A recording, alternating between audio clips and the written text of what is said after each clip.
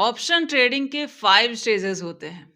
हर trader किसी न किसी स्टेज में ज़रूर रह रहा होता है और फर्स्ट स्टेज में यूँ समझिए कि एक बिगिनर खड़ा है और लास्ट स्टेज में एक प्रो खड़ा है। तो देखा जाए तो इन 5 स्टेजेस में आखिर होता क्या-क्या है?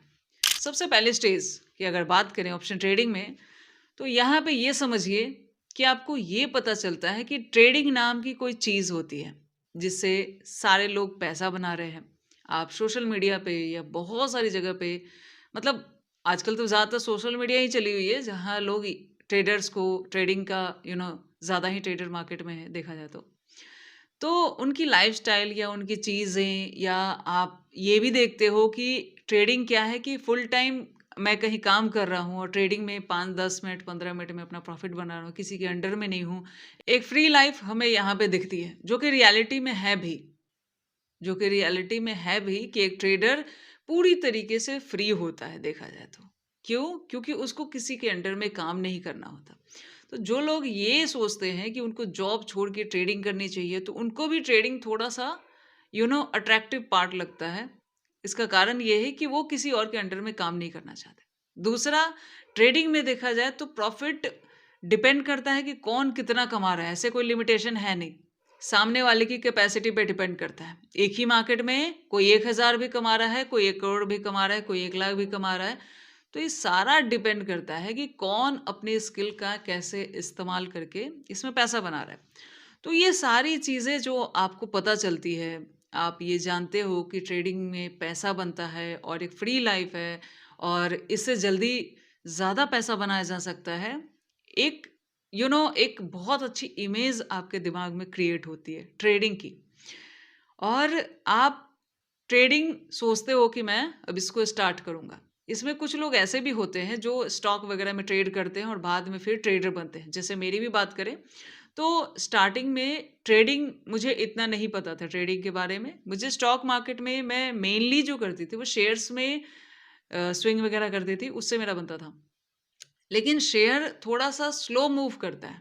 शेयर में पैसा रखना गलत नहीं है, लेकिन ट्रेडिंग में जो हलचल है ना, वो शेयर में है नहीं और ट्रेडिंग में जितना फ़ास्टली मूव होता है, वो शेयर में होता नहीं है। तो ज़्यादातर लोग फिर ट्रेडिंग स्टार्ट कर देते हैं। अब ये फर्स्ट स्टेज में जब आप ट्रेडिंग स्टार्ट कर रहे होते हो, आप दूसरों को देख रहे हो, जान रहे हो, लेकिन बिगिनर वहाँ पे सबसे बड़ी गलती क्या करता है और देखा जाए तो ज़्यादातर लोगों के साथ ऐसा होता है।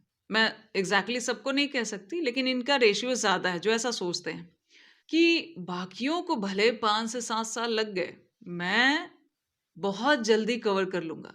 मैं ज़्यादा स्मार्ट हूँ। मैं ज़्यादा पैसे बहुत जल्दी यहाँ से बना लूँगा। ये एक इल्यूज़न क्रिएट होता है आपके दिमाग में और इंसानी फ़ितरत की बात करें तो ईगो तो इनबिल्ट रहता है इंसान में। सो वो ईगो भी ये बूस्ट करता है कि आप दूसरों से ज़्यादा स्मार्ट हैं, आप इसमें जल्दी ग्रो कर सकते हैं। एक्स, वाई, ज़ेड जो भी रीज़न है, ये समझिए कि बिगिनर को कुछ पता नहीं है, लेकिन ठीक है, उसका कॉन्फिडेंस थोड़ा है। और कुछ लोग ये भी सोचते हैं कि ट्रेडिंग मैं कर सकता हूँ। हो सकता है किसी का ईगो ना हो, बट ये तरह-तरह की बातें दिमाग में आपके रहती है और ये सब चीज़ें देखते हुए आप ट्रेडिंग को स्टार्ट करते हो। 1-2 दिन ट्रेड करते हो, आपको बहुत अच्छा प्रॉफ़िट और फ़ास्ट मूव जो बहुत ज़्यादा एक्साइटिंग लगता है ट्रेडिंग में देखा जाए तो। तो ये सब चीज़ें आपको ट्रेडिंग में देखने को मिलती है और आपको लगता है ये तो बढ़िया है, कितनी जल्दी यहाँ पे पैसा बन रहा है, ठीक है। कुछ लॉसेस भी आप करते हो लेकिन उसको आप इग्नोर करके चलते हो स्टार्टिंग में, ठीक है। तो जब ट्रेड आप कर रहे हो, थोड़े दिन बढ़ रहा है प्रॉफ़िट आपका, उसके बाद तो जब थोड़ा टाइम आप ट्रेडिंग को जान लेते हो, कॉल पुट समझ लेते हो, ऑप्शंस, प्रीमियम ये सब के बारे में थोड़ा बहुत जान लेते हो, ट्रेडिंग स्टार्ट कर रहे हो, आप ट्रेडिंग कर रहे हो रेगुलरली बेसिस पे, तो मार्केट आपके साथ क्या करती है, आपको सेकंड स्टेज पे लेके जाती है। तो सेकंड स्टेज क्या होता है, मार्केट क्या करती है यहाँ पे, आपके ईगो को एकदम टॉप पे लेके जाएगी, एकदम टॉप पे लेके जाएगी। कैसे?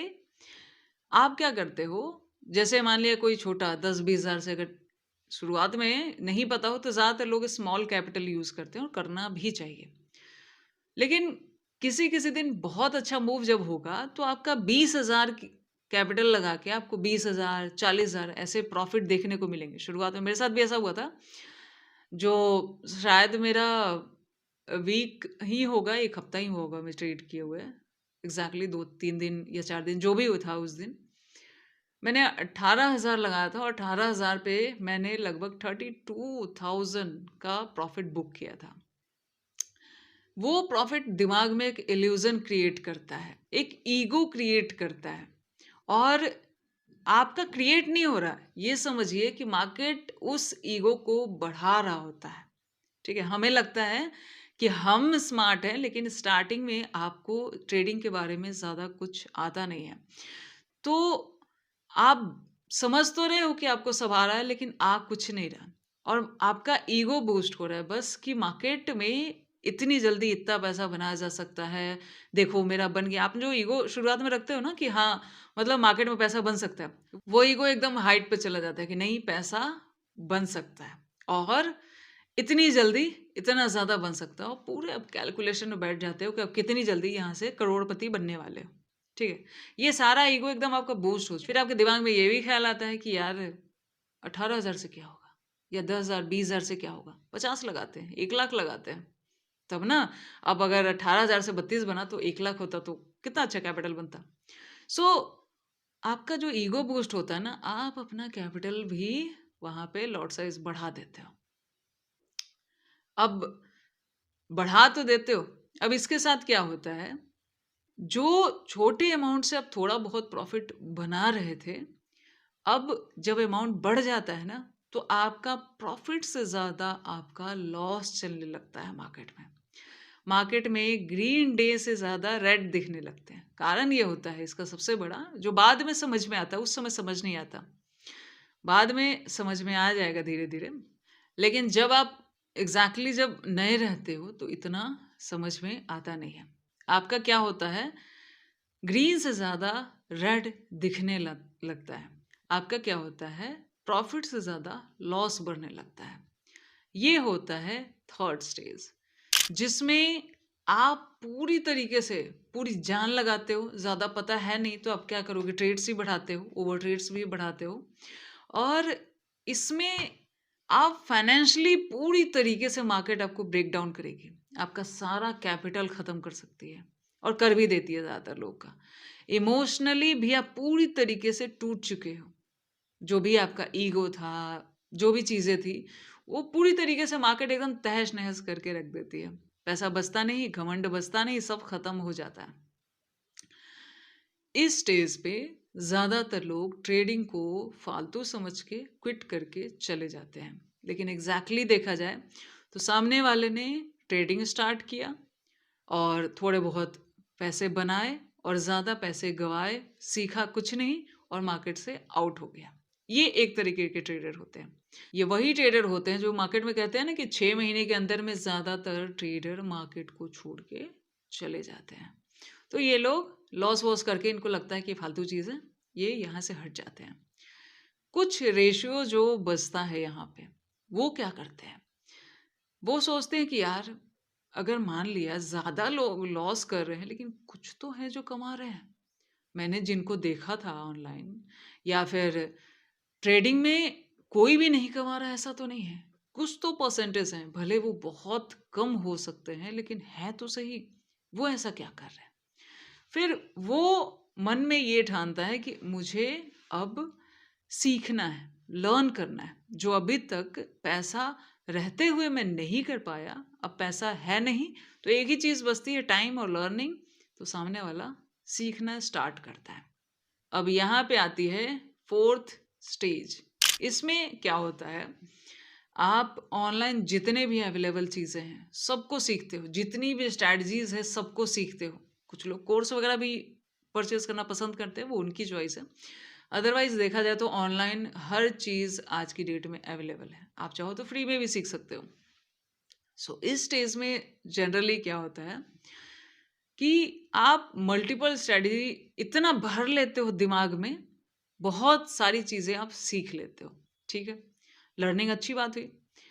अब उस सारी स्ट्रैटेजी को ले आके जब मार्केट में आप बैठते हो, तो किसी एक स्ट्रैटेजी से आप ट्रेड करोगे।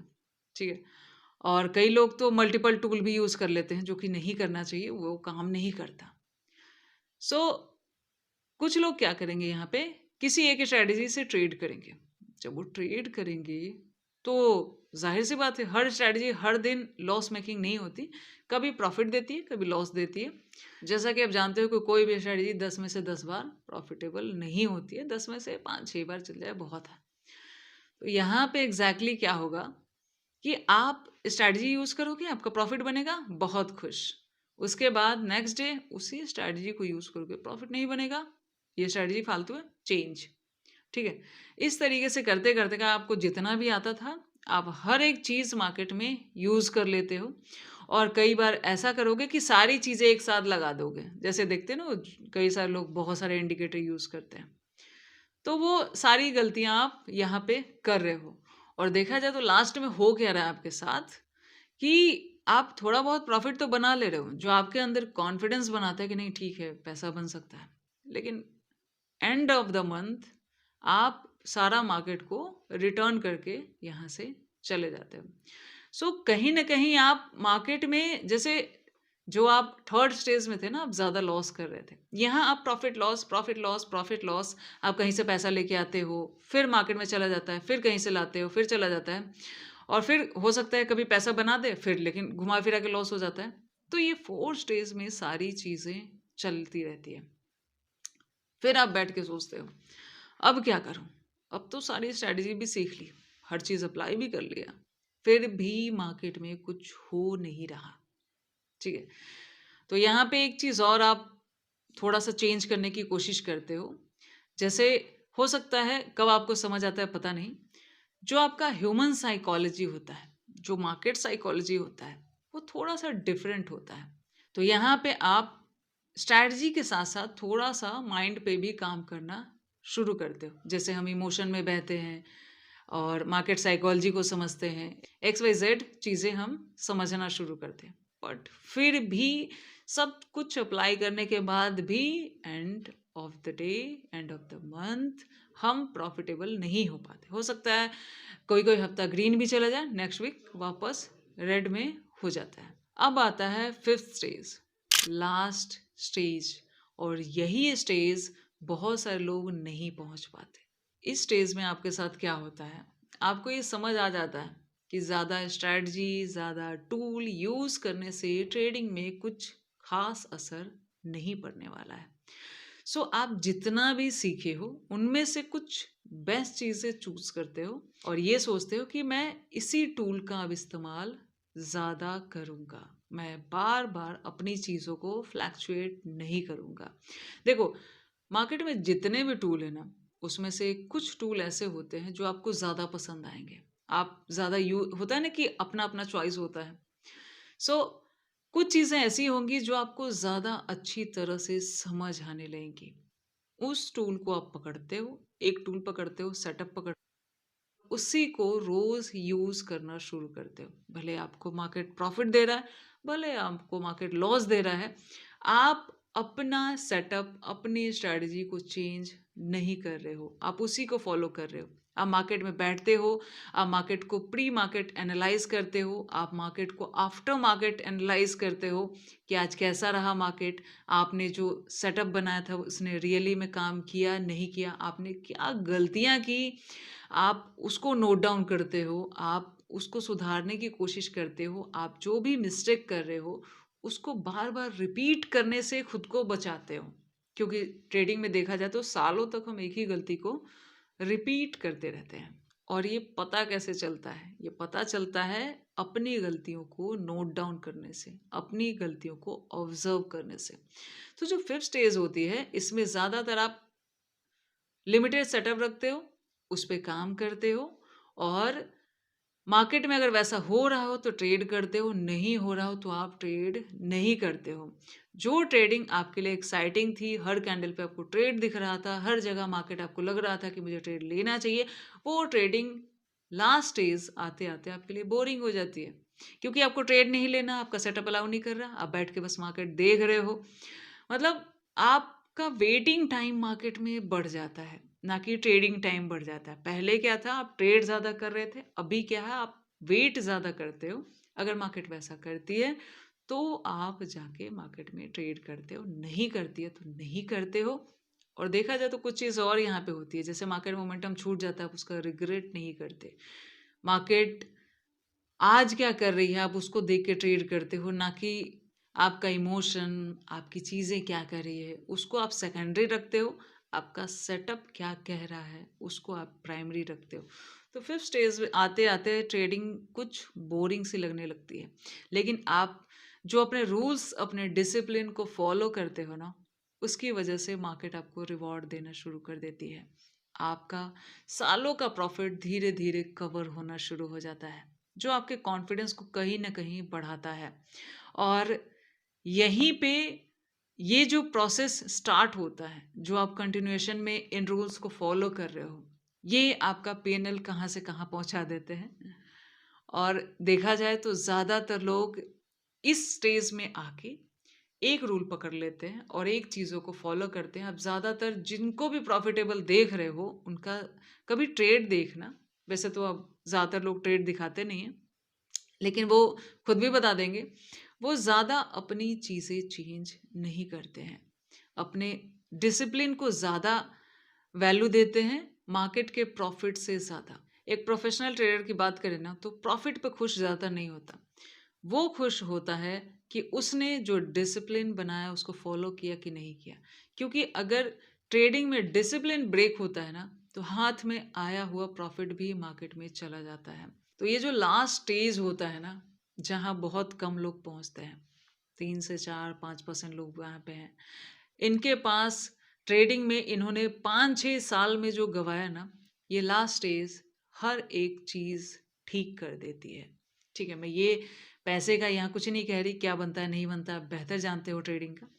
ट्रेडिंग में ये लास्ट स्टेज में जो पहुँच गया, उसका हर एक चीज़ बैलेंस हो जाता है। उसका वो चीज़ भी पूरा हो जाता है, जो चीज़ सोच के उसने ट्रेडिंग स्टार्ट की थी। ये समझिए, जब ट्रेडिंग स्टार्ट करते वक़्त आप जो सोच रहे थे, वो चीज़, वो लाइफ़ अभी आप जी रहे होते हो।